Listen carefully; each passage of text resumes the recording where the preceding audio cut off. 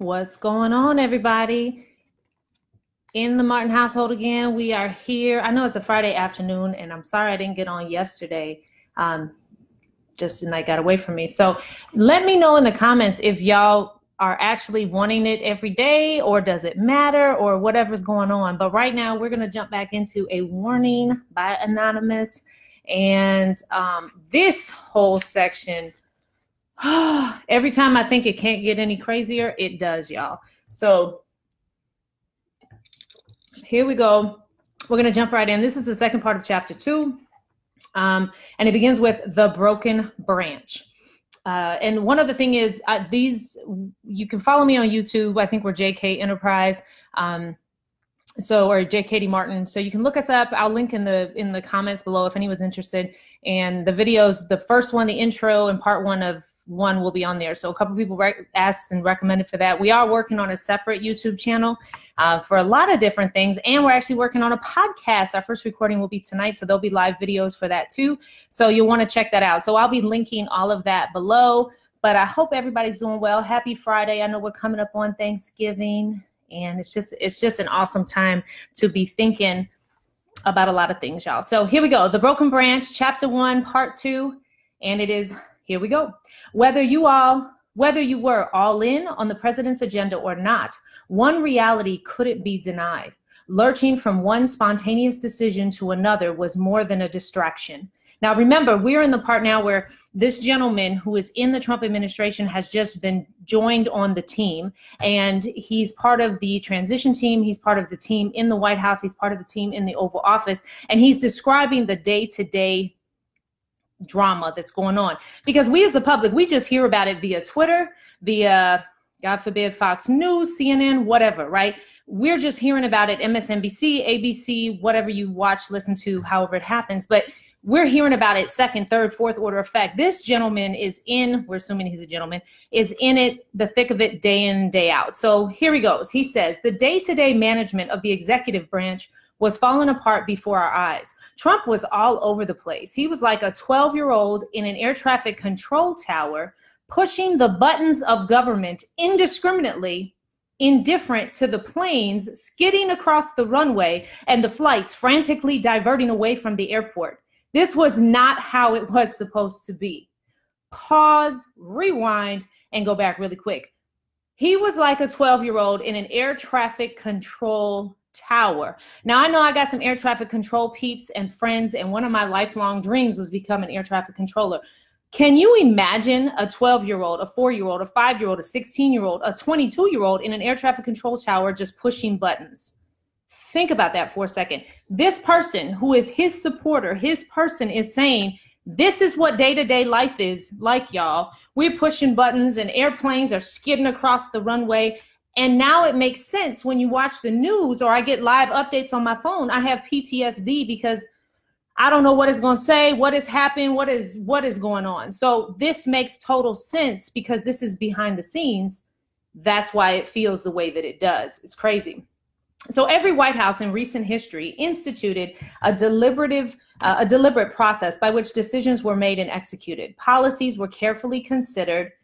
Final decisions were carried out with a step-by-step plan. Partners at other levels of government were rarely caught off guard by White House positions. The paperwork and information the president received were properly vetted and fact-checked, and someone was in charge of overseeing hiring and firing. Family members were kept at a safe distance, and in cases where they participated in governing, like Bobby Kennedy, most had clearly defined roles.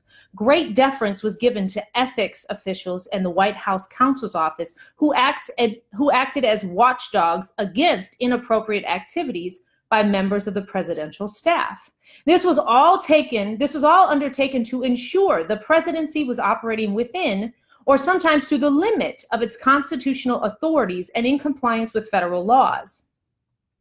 Not in the Trump administration. This approach was abandoned through inattention, intention, incompetence, or all three. So what he's saying is everything process-wise that has been put into place to ensure the workings and the checks and balances and the adherence to the law was tossed out the window and be like, we don't need that, right? We're going to drain the swamp. We're going to do whatever we want. The problem with these type of mentalities is that you cannot run a certain level organization. You can't run a household without rules, procedures, limits, boundaries. I don't care who you are. You can't run a household functionally in such a manner. And to think that you're going to run the executive branch of the United States without any sort of forethought is insane. Well, he's saying they tossed this all out. Ethics officials, nah. White House counsel, meh. Not necessary, right? And he said this was all through inattention, intention, and incompetence. One or all three of those. Fundamentally, here we go, guys. Hold on. Fundamentally, the president never learned how to manage government day-to-day functions or showed any real interest in doing so. This remains a problem. So he's saying back when he started, he didn't show any interest. We tried to bring him up to speed. It remains a problem. He doesn't know how the executive branch works. As a consequence, he doesn't know how to lead it. Now, if this doesn't explain everything that we're experiencing, I don't know what does. This fully explains what is going on. The policymaking process had suffered considerably on any given issue, say how to fix healthcare. There is a daily confusion between departments and agencies about what the plan is and who's in charge. He tells the Secretary of Defense to do things that are the responsibility of the Secretary of State. He tells the Attorney General to do things that are the job of the Director of National Intelligence. And sometimes he tells his son-in-law, Jared Kushner, to do all their jobs at once, including reimagining care for Americans' veterans, negotiating Middle East peace, spearheading criminal justice reform, and undertaking delicate conversations with foreign allies. So think about that. Now, you and I, we can joke and say, oh, if I had to take a Constitution test right now, I would probably fail, right? And you know, you're smarter than a fifth grader and all these types of things. That's real talk. Why? Because normally, unless you're in something, you don't know how it works. So to, as a joke, run for president, try to take over this system that you know nothing about and despise counsel is an even larger problem. And it's not just like, oh, ha, this is a bad joke. This is all going to be a nightmare that passes someday. What he's talking about, negotiating Middle Eastern peace, he's handing it off to his son-in-law. Do you think his son-in-law knows more than he does? Unlikely, right? So this is why this is important, is because this is the backdrop to all of the news that we see. This is what's going on day to day. So Jared is a likable person. Now this again is, I want to say it's Ivanka's husband, if I got her name right, is a likable person, a youthful and energetic advisor, and an empathetic listener. However, when the Secretary of Defense is cut out of Jared's meetings regarding a crucial part of the world, or the National Security Advisor isn't briefed on an important conversation with Kushner, that Kushner has with a foreign ambassador, it can cause problems, sometimes big problems. It isn't clear the president is satisfied that so many issues run through his son-in-law's office, but the arrangement persists because Jared is careful to always demonstrate loyalty to his wife's father, even at the expense of standing among other top officials. Thus, the unclear and unhealthy lanes of authority persist. So you see what's going on here is that if the president feels someone's loyal to him, loyalty will override competence or counsel or anything else. If you're loyal, that's all that matters. You could be totally unqualified. And that's really cool to talk about maybe in church, or it's cool to talk about, you know, with your family. It's like, I love you forever. It doesn't matter who you are. It matters, you know, it doesn't matter what you do. It matters who you are. Not in running of a country though, y'all. Like, we really have to think about this. Okay, the White House quite simply is broken. Policies are rarely coordinated or thoroughly considered. Major issues are neglected until a crisis develops. Because there is no consistent process, it is easy for the administration to run afoul of federal laws, ethics guidelines, and other norms of behavior. We will walk through a fraction of the mind-numbing examples in this book, but it will take many years to fully capture the scope of the unruliness. So what he's saying is, like, they're in there, the wheels are coming off, but they're going. And think about this, y'all. He says, because there's no consistent process, it's easy for the administration to run afoul of federal laws, ethical guidelines, and other norms of behavior. So the problem, where do we find ourselves right now? In an impeachment hearing that is all about the ethical considerations of the Constitution, the ethical considerations of the presidential decisions, abuses of power. All of that is grounded in ethics, ultimately, right? What he's saying is there's no process to safeguard what we're doing, what they're doing inside from breaking the law. And so, again, this was written when? Toward the beginning of the year, last year, right? So this literally prophesies anything that's running this way with the wheels falling off and no one's checking regulation and no one's paying attention to ethical considerations, what's going to happen? Eventually, you're going to do or say something that is going to step way outside the line till someone has to instill or implement a check and balance. And that's where we find ourselves now with impeachment, is a check and balance. And he's saying here, that's where they're going. There's no process to safeguard. There's no shortage of people inside and outside of the administration who want to convince you and themselves that this is an act of three-dimensional chess. So what he's saying is, y'all, this ain't no strategy somewhere that's super genius. Trump is doing all this for a reason. Just wait and see. It's part of his genius. During the administration's infancy, a handful of aides went as far to argue that management through chaos was an asset. Among them was Stephen Miller, a senior advisor to the president and early campaign hand Trump inherited from Jeff Sessions. He is a hardliner who developed a name for himself in certain Washington circles with his preachy warnings about illegal aliens and for filibustering on these themes in conversation. A cunning aide who relishes having the president wrapped around his finger on any number of issues. Miller backchannels his side of the story to the press and works daily to outwit other aides who just sit down the hall from him.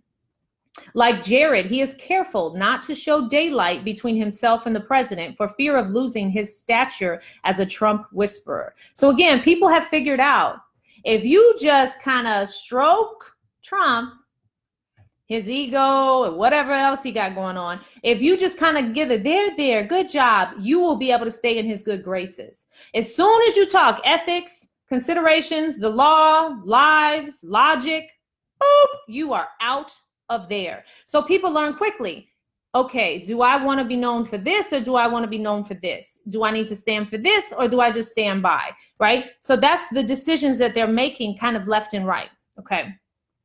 So Stephen had argued that Donald Trump's impulses needed to be encouraged and not tempered. And also I want to say here, Stephen Miller, do a Google search on Stephen Miller, y'all, because if you haven't been following that, I believe it's like 900 emails just turned up during the time when Trump was running to show that he was literally sending, so he's on a list with, I want to say they're describing them as like racist text messages supporting white supremacy groups and different things. So they've just been discovered on some server, over 900 emails. I know the Southern Law Poverty Center is one of the groups that are gathering and doing internal search, and they're putting out an investigation on him. And so that information's out there. So Google Stephen Miller, y'all, because this is the person that is stroking Trump to kind of direct the train, right? Because if you're smart and you're in there, you realize I can either make this work for me or I can get fired. So it depends on what type of person you are, whether you're going to make it work for you or you're going to bounce or you're going to get fired. So from the beginning, this is Stephen Miller. He agitated for the White House to flood the zone by issuing as many dramatic policy changes as possible, regardless of whether they would withstand legal scrutiny. It would shock the system and put the opposition on their heels, he contended. It would also create powerful distractions the White House could exploit, drawing fire away from real policies hardliners cared about. To Stephen, chaos is a deliberate governing strategy.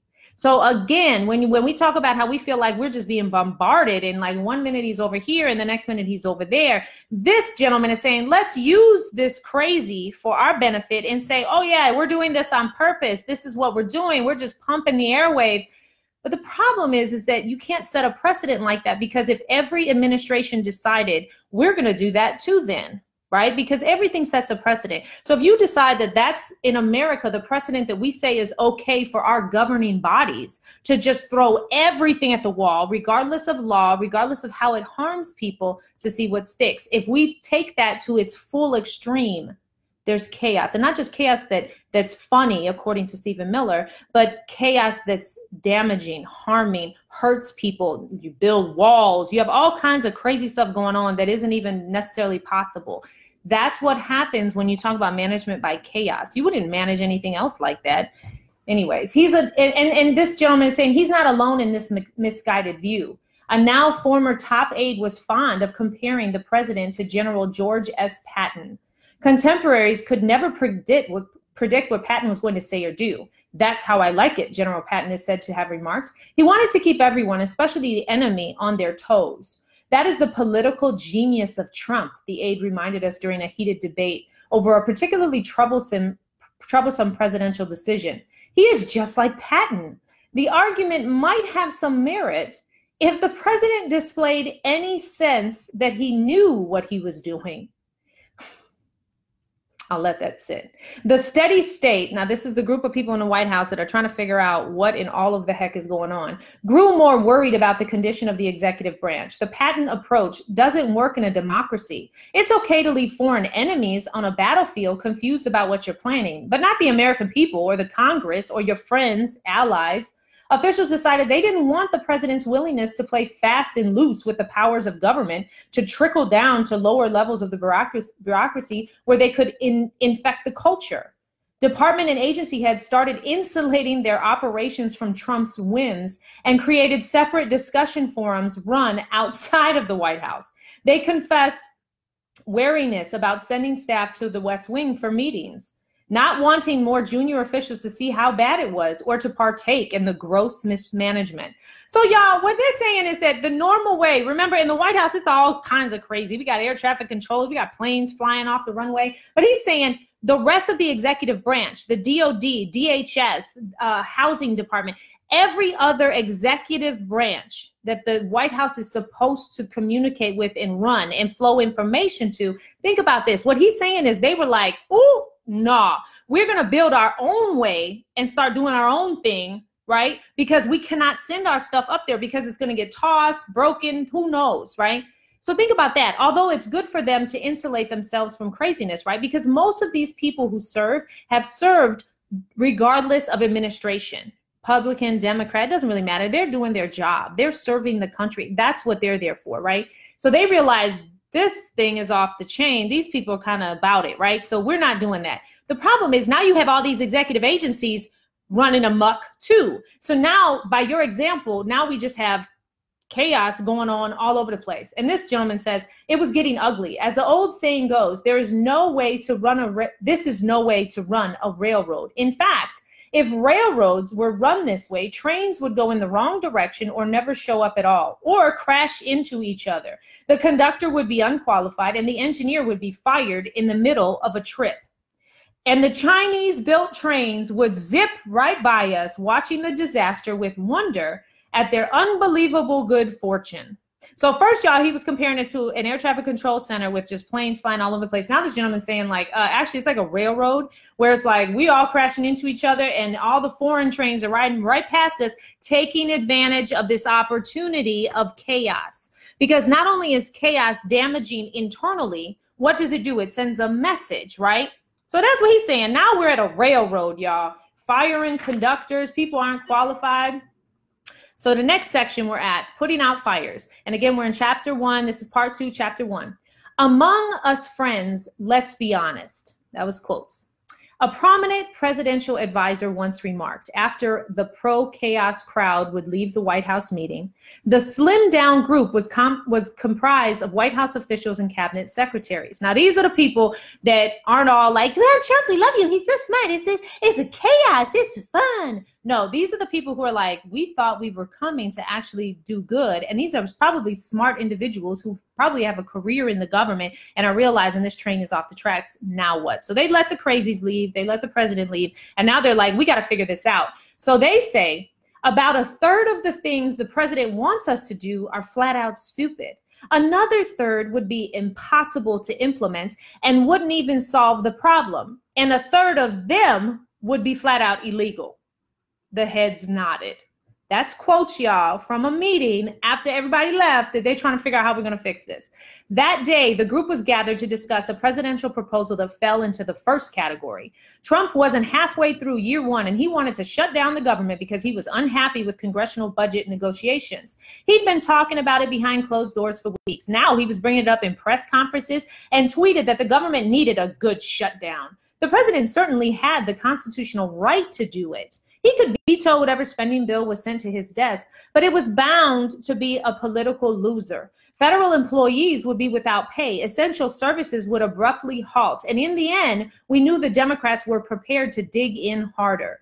Picking this fight, advisors warned, could cost the party congressional seats in next year's midterm elections. So y'all, we already lived through this. That was the longest shutdown. Remember, and we saw it on the TV where he was like, well, I'll take the blame for that. Well, this gentleman saying he was already talking like that behind closed doors. So that's what we got to remember, right? We're getting this is confirming everything we're seeing that's coming through the media in any form of fashion. And the shutdown definitely did happen. That was not fake news. He said he would take the blame. And I was one of the government employees that was like, oh, snap, now we don't have no job. So that happens, and he apparently says we need a good government shutdown, right? Do you think he was not getting paid? Do you think he's suffering it all? No. Okay. So we tipped off Republican leaders in Congress that they needed to take it serious. The president wasn't just playing a game. He's crazy as a lunatic. One West Wing advisor told the speaker's office. Paul Ryan's team, remember Paul Ryan? He was back in the day. Paul Ryan's team was exasperated and urged us to just take the win because they'd already gotten concessions from the Democrats in budget talks.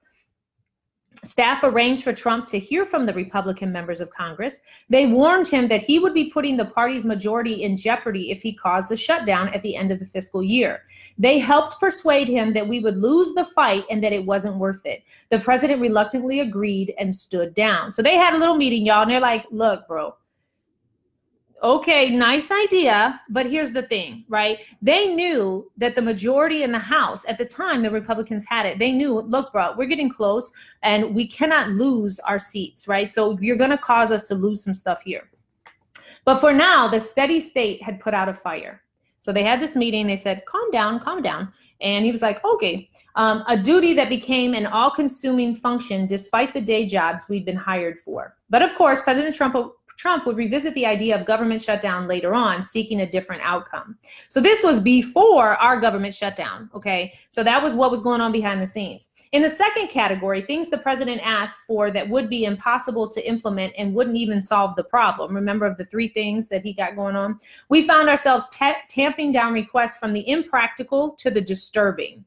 Take February 2018, for instance, when the president proposed a way to end gun violence in our schools. He suggested to aides that weapons be given to all of America's teachers so they could fight back against mass shooters. This was typical Trump. An idea was formed in the ether of his mind, and he decided it was brilliant because he thought of it. Most sane folks raised an eyebrow. The teachers, we remembered, tended to be gentler souls like Betty White and not Annie Oakley. We wanted to hand Betty and all of her colleagues a pistol. When this idea seemed unpalatable to us, he ratcheted it back to 20% of educators. He was like, okay, not everybody, but 20%. 20%? Can we get 20? We'll give 20% guns. That's a good idea. With this idea, a figure that seems to just have popped into his head, with 3.7 million teachers in the US, that would still mean training or putting guns in the hands of nearly 1 million of them. As steady staters tried to explain this to him, this would be wildly impractical and would undoubtedly make the whole gun violence situation more contentious. The president took the idea public anyways. So let's say you had 20% of your teaching force, because that's pretty much the number, Trump said, describing the plan. If you had a teacher who was adept at firearms, they could very well end the attack very quickly. Quotes. It was time for all of us to reenact the daily face palm ritual. It wasn't that everyone thought having armed and trained officials in schools was bad. It's just that the president had no conception of what was doable and what was nuts. One Harvard gun violence expert summed up the public reaction. Quotes, it's a crazy proposal. So what should we do about reducing airline hijacking? Give all of the passengers guns as they walk on? End quotes. Harvard gun violence expert. Fortunately, the idea was dropped because no one else took it seriously, much like the president's claim that he could be the citizen hero if he was on the scene of a school massacre. Hold on, rewind the tape real quick. Fortunately, the idea was dropped because no one else took it seriously, much like the president's claim that he would be the citizen hero if he was on the scene of a school massacre. Quotes, "I really believe I'd run in there, even if I didn't have a weapon," he claimed. We couldn't contain our laughter. Most concerning are the 1/3 of the things that president wants us to do that would be flat out illegal. In fairness, when Trump suggests doing something unlawful, it's not necessarily nefarious. More often than not, it's because he doesn't understand the limits of federal law. Again, remember the last part of the chapter where we read that he doesn't read and they have to babysit him, right? So this ties into that. Although we think it's funny and cool to have a president that kind of talks like a backwoods Bob, the problem with that is that that doesn't mean there's a genius somewhere behind there running the strings and pulling the strings. That probably speaks to what's actually going on in his brain. And the problem with that is that it's nothing wrong with him as a human being. The problem is he probably shouldn't be the president if you can't read and you can't follow instruction, you can't follow laws, and then ultimately you don't understand the limits of federal law and what you're supposed to do. So like, okay, he might order an agency to stop spending money on something he dislikes, not knowing he generally can't cut off funds Congress has already approved. For instance, Trump has repeatedly tried to stop the flow of aid to countries overseas, complaining, "We are wasting money that should be spent at home." His demands began within weeks of taking office and only got worse when he got briefed about U.S. activities in places such as Africa and Southeast Asia to fight deadly diseases or to invest in activities that are designed to protect U.S. economic interests. "Why the hell are we spending so much money there?" he demanded, directing officials to stop the programs altogether, which of course they couldn't do. They'd explain to him that only Congress can make those cuts. He'd say he didn't care and to do it anyways. But then he'd appear to drop it for the time being.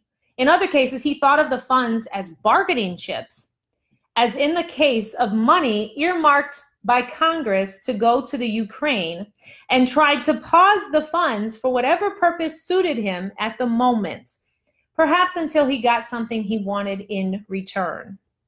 Now, y'all, this was written way before the hearings, impeachment, the Trump call, right? Let's be honest. This is right here. He's saying in the case of money earmarked to go to Ukraine, Congress can appropriate funds, not the president. And the president thinks, well, I'm just going to do whatever I want to do, right? So this is literally going on way before the July call of 2019 that we all keep hearing about. Or he might tell one of his departments to take an action the law explicitly forbids. This happens a lot with acquisitions. That means contracts and acquiring things. The president inserts himself regularly into discussions about Pentagon purchases, forgetting that the U.S. government isn't like the private sector, where he can just pick a favorite contractor based on his personal preferences. He memorably came into office determined to negotiate costs down for the next generation Air Force One, which he claims to have successfully accomplished, though it's actually not what happened. To prevent corrupt practices, agreements for the purchase of new aircraft or defense technologies often must be advertised and bid competitively with strict selection criteria. The president can't just jump into the fray and pick his favorite company. Once these limitations are explained to him for the umpteenth time, he'll usually begrudgingly relent. Quote, "The president will let me do whatever the hell I want," unquote, a newly minted cabinet secretary remarked after receiving an inappropriate request from Trump. Walking out of the West Wing, he paused, turned around, adding, quote, "That's why I have to take this job extra seriously," unquote. The president doesn't police bad behavior in his cabinet. He encourages it. Aides have to self-police. So now this brings me to self-policing. In the government, especially in the government, there's a protected status called a whistleblower, and we're hearing all about whistleblowing, right? It's a protected status and a protected process by which if you're working within the federal government, you see something, you see someone, you see an action, you see something happening, you can blow the whistle. And what that means is you're able to contact someone, and there's multiple channels and multiple ways to do it, but you basically say, you blow the whistle for all intents and purposes and say, hey, there's something going on here that's not quite right. Or I think there's something going on here that's not quite right. And then you basically submit what you think, what you've seen, what you've heard, whatever's going on. And then the government protects that individual so that they don't lose their job. Because if every person potentially could lose their job for complaining, would anyone ever complain? No, right? Because I'm not saying nothing. I want my job to go away. Because if I'm minding my business and I'm being a law-abiding citizen, but Sally over here is tripping and she's doing all kinds of illegal things, if I involve myself and tell someone and then Sally gets fired, and then they come for me and I get fired because now I said something, and they're mad because now I've told everybody, you see there's a problem. So this protection was put into place to protect people who have to self-police. And by self-police, that means yourself and also police each other, right? Police the government and police the leadership. Because if no one could be held accountable, what do you think would happen? Over time, humans, anything that's left without boundaries and limitations, just skew in one direction. And usually it's towards self-promotion, self-interest, right? Because ultimately at the core of a human, for most people, we're not the greatest individuals, right? So we have to have boundaries and limitations in place. So the aides in the White House, he's saying, have to self-police because their leader will not. So I just want to say that about the whistleblower, that if any of them could be the whistleblower or wanted to be a whistleblower or anyone that works in the federal government, that is an absolute protected status, and it's for a reason, because that's what allows people to be free and come forward with information that they need to have looked into. So it's very important to remember that and think about that. Whenever you hear the whistleblower and the whistleblower should come forth, absolutely not. It's just like a witness protection program. If the federal government was going to bring everybody forward who was in the witness protection program, would you want to go into the witness protection program? No, right? You're protected as a witness for a reason, and usually protected because the risk and the stakes at which you're going to speak against are very high. So if a person has information about the President of the United States, the Secretary of Defense, or the Secretary of State, or anything that's that high, Joe Schmo, are you going to come forward unless you have protection? No. But you hope that there's enough protection to protect yourself so your entire way of life doesn't get skewed, right? And so we've heard, even with Lieutenant Colonel Vindman recently, that brother's got to have his own protection. They've had to move him onto a protected base. Why? Because he's speaking his truth, that's backed up by the whistleblower and backed up by every other person that's spoken something. But now he looks like a jerk and people are ragging on him because he did his duty and spoke the truth. So that's why we have to have protected status. And that's also why people have to self-police themselves when your leaders don't.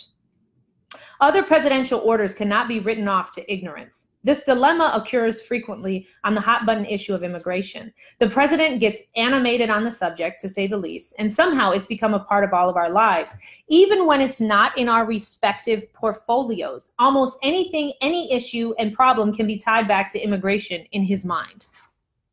At one point, Trump warned a new idea for solving what he viewed as the biggest crisis in American history: to label migrants as enemy combatants. Keep in mind, this is the same designation given to hardcore terrorist suspects. If we said these illegals were on a national security threat, Trump reasoned, then the administration had an excuse to keep them all out of the country. It was unclear if someone had planted this in his head or whether he had come up with it all on his own. But either way, advisors were mortified. Trump toyed with the shocking proposal in meetings having nothing to do with the subject, asking random advisors what they thought. Word got around. It's times like this when people freeze and don't know what to say.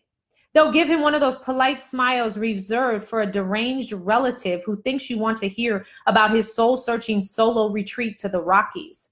Not receiving too much resistance, Trump went further and mused about shipping the migrants to Guantanamo Bay, where hardened terrorists were jailed. In his mind, the deterrent would be a powerful one.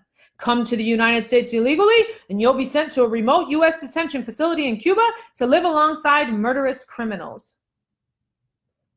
The rumor escaped the confines of the White House. Quotes, "Are you effing kidding me?" Unquotes. One career State Department official blurted when informed of the proposal. "This is completely bat-ish."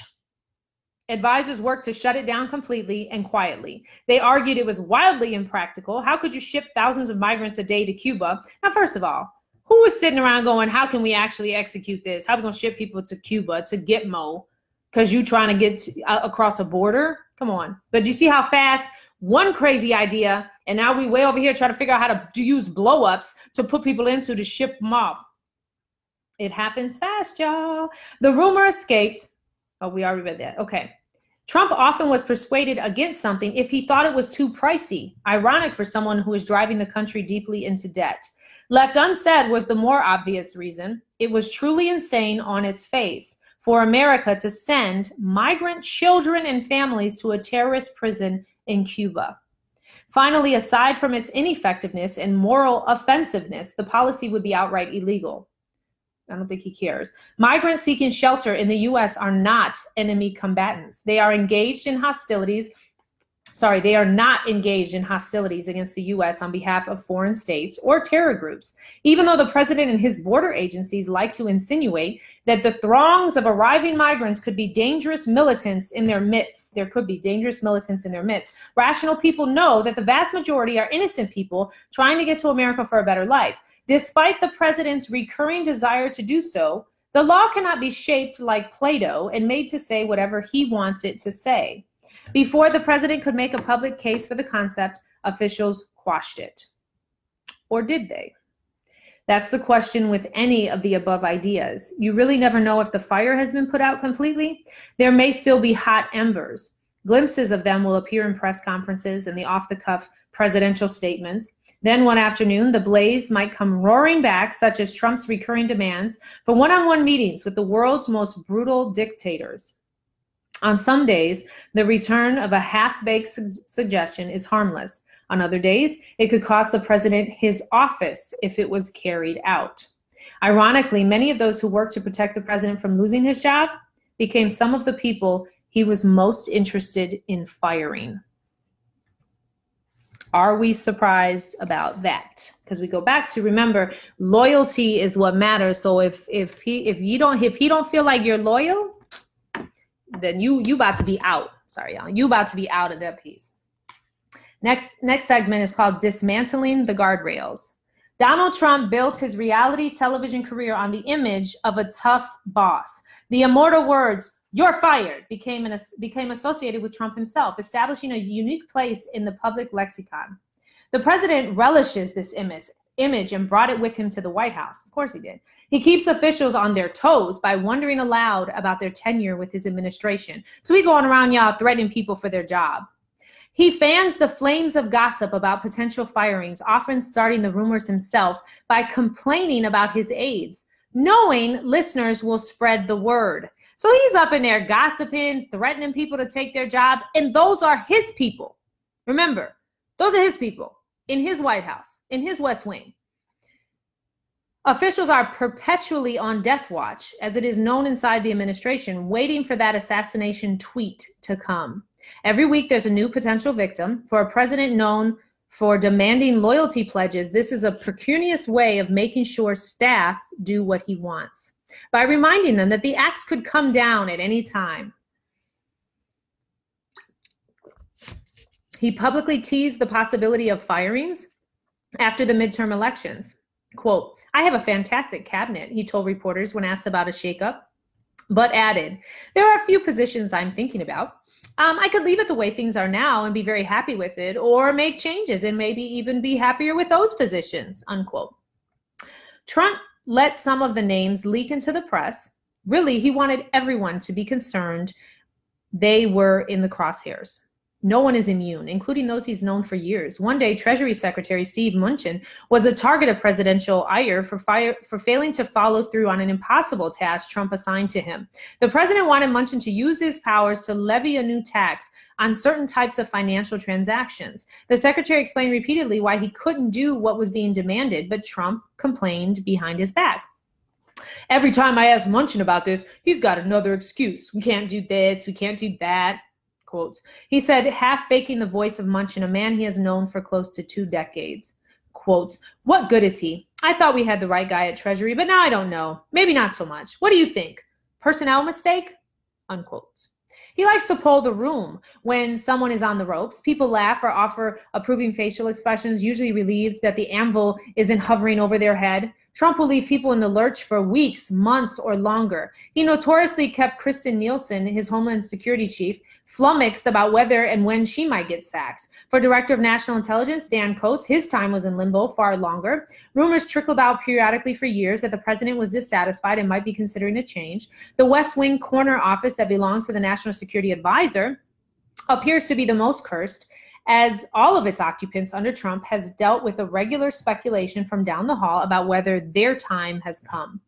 The president considered making changes to the top of the ticket too. On more than one occasion, Trump has discussed with the staff of possibly dropping VP Pence in advance of the 2020 election. Although Mr. Pence has been loyal to a fault, the president is always eager to shake things up. And Trump's view of loyalty, of course, is self-serving to the extreme. And former UN Ambassador Nikki Haley was under active consideration to step in as vice president, which she did not discourage at first. Some of Trump's closest advisors have suggested she would help shore up the president's unpopularity with women, which demonstrates how little this White House understands women in the first place. I'm glad somebody said it. Trump avoids directly firing people, contrary to his television image. So isn't that curious? On television, he's like, "You're fired," meh. But then he does it over tweet. Just kidding, but you're really fired here. So he's not going to do it in your face. He's going to do it online. Instead, he takes the cowardly way out and cuts them loose by way of social media. In July of 2017, he got rid of his first chief of staff, Reince Priebus. Don't nobody even remember that guy, with a tweet. Priebus expected to be removed and personally offered to resign, but he knew his canning was imminent. After returning from a trip to New York, the president tweeted out, "I am pleased to inform you that I have just named General Secretary John F. Kelly as the White House Chief of Staff. He is a great American," unquote. Reince was sitting yards away in the presidential motorcade in the rain when he got the news. The president had not yet departed Air Force One, another humiliating spectacle. Now, and y'all remember General Kelly. Remember in this tweet, he's a great American. Oh, but he left too.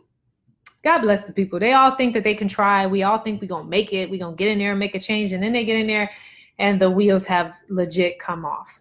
Incredibly, the first official duty of the new chief of staff was to get rid of someone else the president wouldn't fire himself.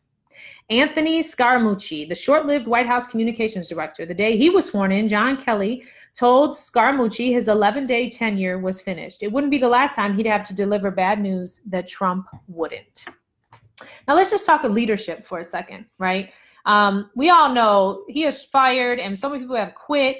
You can't even keep track anymore, right? But let's think about, just say McDonald's, right? Or you've worked in any place, fast food, retail, whatever, and you have a manager. And sometimes when a manager comes in, it's hard. You figure it out. You work through some kinks, and everybody, the team, there's a rapport that builds up after a certain period of time. But what happens if the manager is switched out or quits right at about the 2, 3 months, 6 month mark, right? You're getting into a groove, into a flow, and then somebody quits and drops out, right? And now it's chaos again, anger, loyalty issues, mistrust issues, and now they put in a new person. Now it's a new person in there, and the employees are all like, okay, now what? Now what? Now what? So imagine that happening over and over and over again, so that no project, no policy, no agency, none of the workers, the people who are there day in and day out, the worker bees, they don't know what is going on. And so there's no continuity of leadership, no continuity of policy, of strategy. So no one can really get behind it because no one knows what's going on. And the only advantage that Trump has is that there's this veil between him and all of his people. And so he can play this game where his people are like, I'm sure he's doing a great thing. It's all great. It's all good, right? Because none of them have the pleasure of serving the president face to face. And so this gentleman, again, reminds us this is what's going on behind the scenes, right? So Kelly's ascent to the White House, John Kelly, was generally met with optimism, albeit with pockets of trepidation from those who sensed he wasn't politically astute as others on the team. Regardless, officials prayed for a new sense of order. They got it for a time. Access, so right here, remember the team. The team is wondering what is going on, help, what is happening, right? And they keep bringing in and changing out and bringing in and changing out. Well, that's hard for a team. It's hard for anybody. Like, you've worked under bad leaders, you worked under good leaders, but anytime it's a switching revolving door, it's even harder. So that's what's going on here. Every time someone's fired, there's a cut in whatever was going on. And now people have to spend a lot of energy and resources to start back up. Also, a leadership tip, any leader or any good leader you've ever worked for, you don't fire people without talking to them. If those are your people, because these are his people. These aren't just random people he didn't work with. That was his chief of staff that he fired and embarrassed while he's on the runway waiting on him. He fires him in the plane on Twitter to millions of people. So as a leadership perspective, would you think that that's a great leadership style and you would want to serve that person? We'll just leave that there. Regardless, officials prayed for a new sense of order. They got it for a time. Access to the president was more tightly controlled, preventing unnecessary distractions. The days became more structured. The new chief of staff was also willing to be frank with the president when Trump lurched toward a bad decision. As a result, the anxiety level went down a few notches, right? They're getting in the groove. And a false sense of security set in. Kelly also tries to curb ad hoc decision-making and spontaneous presidential directives. John told agency heads he was establishing a system to make sure the president heard all sides of the debate so he could make informed choices. So that is a great thing. The president, that usually required pleading for time with the commander-in-chief so that a subject could be considered at lower levels of government and fleshed out into a set of sensible options. That's how things should work, right? The complexity of the issues that the president, the executive branch, legislative, judicial deal with, the complexity of those levels should be flushed through, talked through, debated, kind of weighed, different sides, different issues. And that's why you kind of have this full comprehensive view of the government. Ideally, different branches, different parties, different ideas, different perspectives. And John Kelly is saying, I'm going to slow this process down and I'm going to try to allow that to happen so that by the time it comes to him, all these different ideas have been vetted and we can give him a full sense of what the situation would be. Afghanistan was a prime example. Donald Trump announced before his presidency that the United States should pull out of this total disaster and endless war. Once in office, he didn't seem interested in contrary opinions. Secretary officials feared that pulling out suddenly would plunge Afghanistan back into chaos, and they urged him not to make a wartime decision right away. They persuaded him to wait. In the meantime, a process was put in place to develop options, which were battle-tested by a national security team. Again, options, tested, calculation, strategies. Toward the end of the summer, a special Camp David retreat was organized to walk the president through the proposals. Trump was starting to allow Kelly to manage the process and to manage him. See, where we're getting there, where at least you can kind of go, hey, I know you haven't done this before. Let's all lean on the people that we have, your people that you chose. The results were atypical. The team laid out the pros and cons of each option over the course of an hours-long discussion. Trump asked tough questions, and he got nuanced answers. The conversation was mostly cool-headed, organized, and rational. It was everything other decisions hadn't been. In the end, the president agreed to a more thoughtful strategy focused on long-term solution rather than immediate withdrawal or capitulation to the murderous Taliban regime. Steady staters silently declared victory. Maybe the administration could be stabilized after all. So that's about when John Kelly came in, and I want to say we're in 2018 now. John Kelly's coming in. All right, we may be having some positive thing here. Of course, as we all feared, the newfound sense of order didn't last long. Trump grew to despise the insinuation that he needed to be managed at all and began circumventing the new structures that had been put into place. As spring 2018 rolled around, the president agitated for additional personnel changes in his still young administration. Now, he's already had a whole bunch of administration changes, and now he wants to do more. Top advisors were forced to spend inordinate time persuading the president not to fire fellow team members, usually the ones who were more comfortable telling him no. Again, he don't like that. So if you tell him no, you're about to bounce. Over time, a feeling of insecurity returned to the administration, and the steady state recognized that Trump's demeanor couldn't be moderated. It got harder and harder to convince the president to avoid reckless decisions. Improving the process wasn't a durable solution. It was just a wet Band-Aid that wouldn't hold together a gaping wound. We realized as year two wore on that we couldn't rely on any system to instill in the president the leadership traits he'd never developed.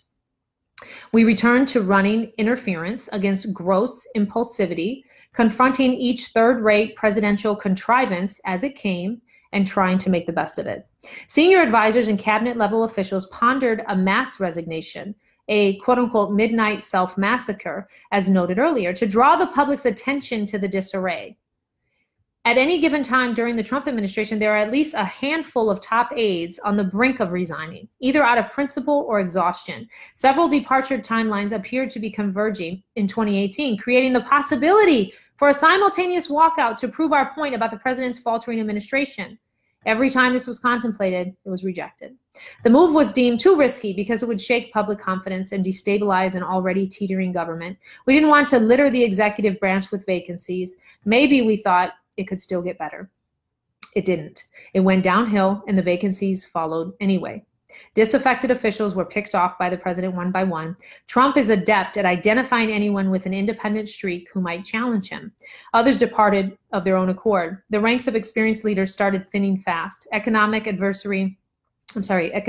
advisor Gary Cohn announced his resignation shortly after the one-year mark. Then the president fired Secretary of State Rex Tillerson. Then he forced out National Security Advisor H.R. McMaster, followed by Homeland Security Advisor Top Bossert. The UN Ambassador Nikki Haley said she was resigning. Then the president fired Attorney General Jeff Sessions. Then he announced that John Kelly would be out the door soon, too. Then Jim Mattis resigned. And with the new year approaching, more heads were reported to be on the chopping block. As 2018 came to a close, y'all, so now we're at the end of 2018, the president could scarcely find a replacement chief of staff.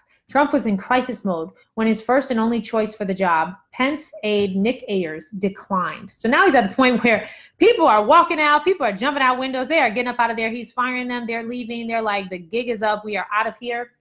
And then he's like, oh, it's okay because I'm going to bring in my friend here, Nick Ayers. And he was like, nope.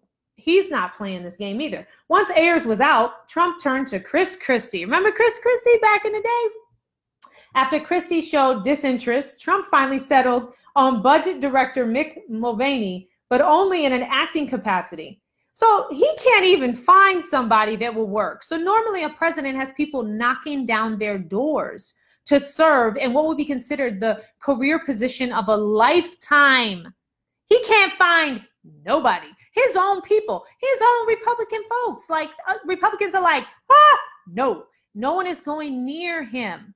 You understand that? The closest circle, the people closest to him are like, nah, I'm good. Such is life in the Trump White House that what is usually the most coveted and powerful staff job in Washington cannot be reliably filled, and when it is, only by a temporary figure. Smart candidates know that the president's whims become his chief's life, and the person is never really in charge. Trump's children are his chiefs of staff. Random Fox News hosts are his chiefs of staff. Everyone is the chief of staff but the chief of staff, and it's no wonder people aren't jumping at the opportunity. See, at this point, so in the beginning, everyone thought maybe we got a chance, we can do something. At this point, nah.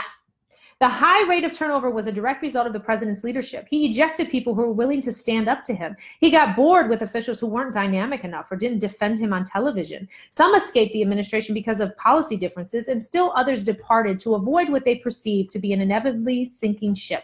For certain people, it was a combination of all of these factors. John Bolton, Trump's third national security advisor, saved the president many times from irresponsible decisions, but grew weary of the turbulence and Trump's fumbling in foreign policy. He resigned of his own volition, but the president still tried to make it look like a firing. Trump is not bothered by an administration strewn with vacancies. In fact, he says, it's good to have acting officials in the top slots. My actings are doing great, he told reporters. I sort of like acting. It gives me flexibility. Do you understand that? I like acting. We have a few that are acting. We have a great cabinet.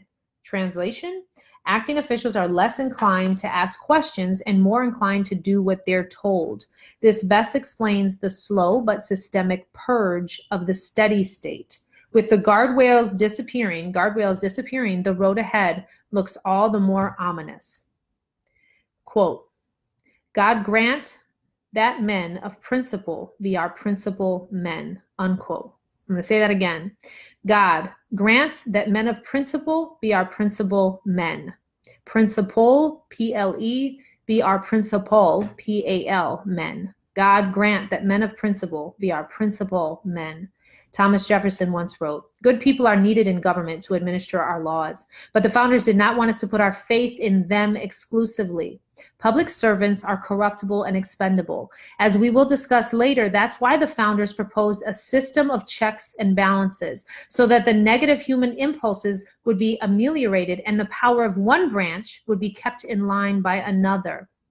That's where we find ourselves now with impeachment. It's not a personal thing. It's a job. It's a duty of a branch to check and balance and control another branch.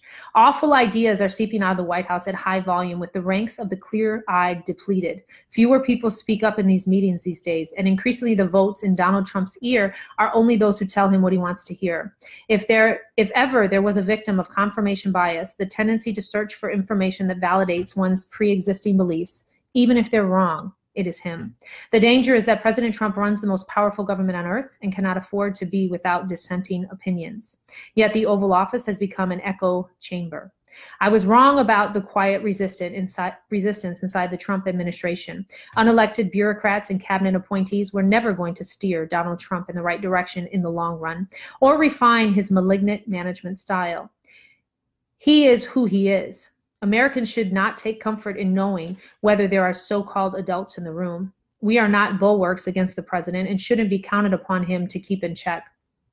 Counted upon to keep him in check. That is not our job. That is the job of the voters and their elected representatives. America's faith in the executive branch should be measured by their faith in the president himself and him alone, not by functionaries in his administration whose names never appeared on the ballot. So that begs the question, who is he? Woo!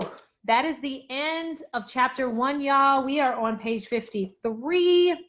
I hope everybody's having a great Friday.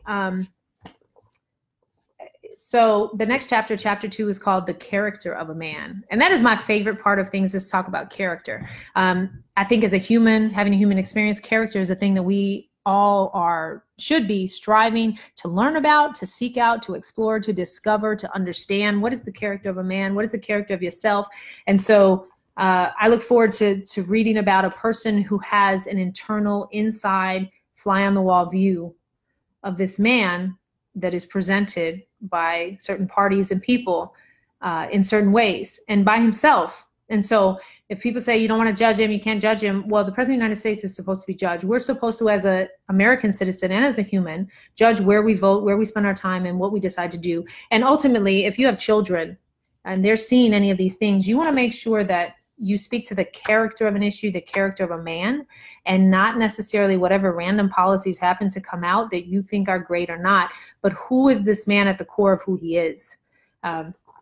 And I know a lot of people are just happy with whatever because it happens to line up with what they happen to believe as well. And then I would say to those people that you need to also question your own character and take some really deep, hard looks at what you purport to believe with your mouth and what is actually happening in your corazon. So anyway, that's just my last minute thoughts on this. But I appreciate everybody for taking this journey with me.